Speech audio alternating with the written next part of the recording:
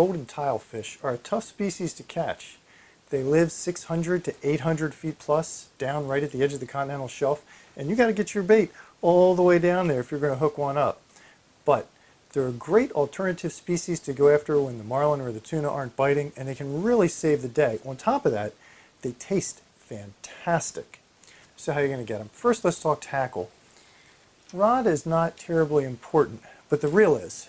This is one of my favorites right here. It's a Shimano Torsa, and it has the line capacity with 65-pound braid to drop all the way down to those depths. What's really important here is it has a very high gear ratio. Every crank of the handle brings in over 3 feet of line. When you're reeling in that much line, that matters. Don't ever try this with a 30 or a 50, because it'll take you forever to crank that up from the bottom, whether you got a fish on there or not.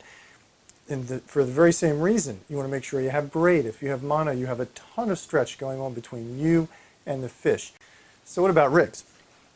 Well, the most popular is a meat curtain. That's a rig like this with a bunch of different hooks. And you want to make sure you have circle hooks on there, right? Because it's tough to set the hook from that kind of depth when you're using a rig like this. You're going to need to put about 3-4 pounds of weight on this to hold bottom. So you want to make absolutely sure that you bait up every hook with a tough piece of bait. You don't want to use anything loose. So when you put a squid on there, double it back over several times through that point.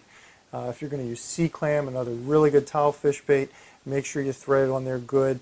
Even better is to use an oily fish, say false albacore or bonita, something like that. A chunk of fish like that really stays on that hook good. You don't want to miss bites and lose your baits when you have to reel up from 600, 700, 800 feet of water. Now that's the most popular rig to use. Personally, I like to use a jig like this. This is an 850 gram jig. It sinks really, really fast. It gets down to the bottom. It holds bottom. Again, as long as you're using braid. And you can see I have a treble hook on the bottom here and a straight hook on the top. The reason that I do this is I can put a soft bait like a squid or sea clam on that bottom hook, glop it all on there, and then I can take something a little tougher like that chunk of fish and put it on the top hook. So even if I miss a hit or two, I know I still got some kind of offering down there that the fish are going to like. Then I just drop this down, hover it right over bottom, lower the rod tip now and again so I can feel it bounce on bottom, right? You want to make absolutely sure that you're on bottom for golden tilefish. And when you feel a strike, set the hook and crank them on up. You've got your gear, you've got your bait, you know how you're going to fish it. What next? Well, you got to find a golden tilefish colony. This isn't as tough as some people think. Basically, you're looking for a plateau that's right on the edge of the continental shelf, somewhere between 600, 650, and 800, 850 feet of water. They do live deeper than that, but it gets really, really tough to get your line all the way down to the bottom, even if you're using 3, 4, 5 pounds of lead. So once you find an area like this, drop down, do long drifts until you get a bite. Well, let's say you get a bite. What then?